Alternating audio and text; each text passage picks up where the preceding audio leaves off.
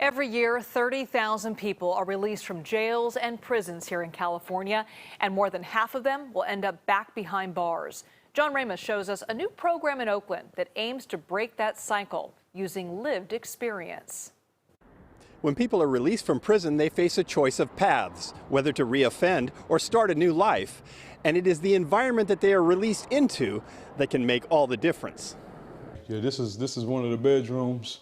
Lamar Sims tours the brand new building he will soon call home.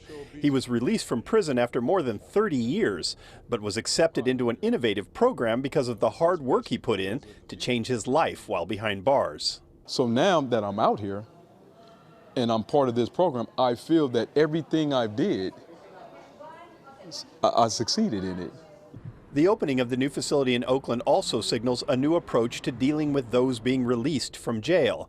The Ready for Life reentry program will be operated by a nonprofit called CROP and will feature psychological counseling, job training and placement, a $1,000 per month stipend, and perhaps most important of all, 12 months of housing at the complex.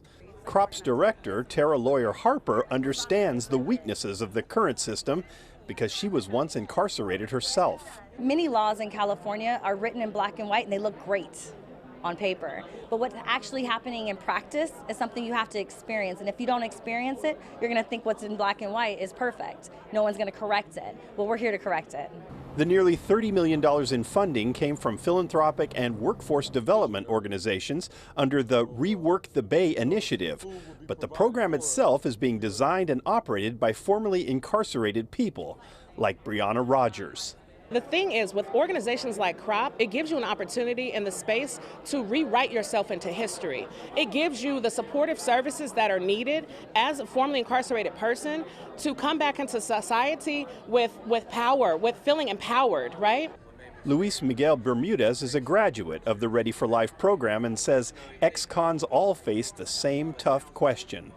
It's either, do I keep doing the same stuff that I've been doing my whole life? Or do I completely change every aspect of my being and operate in a different way? Lamar says he's ready to make that change, and as one of the first to use the new facility, feels a sense of responsibility to make it happen.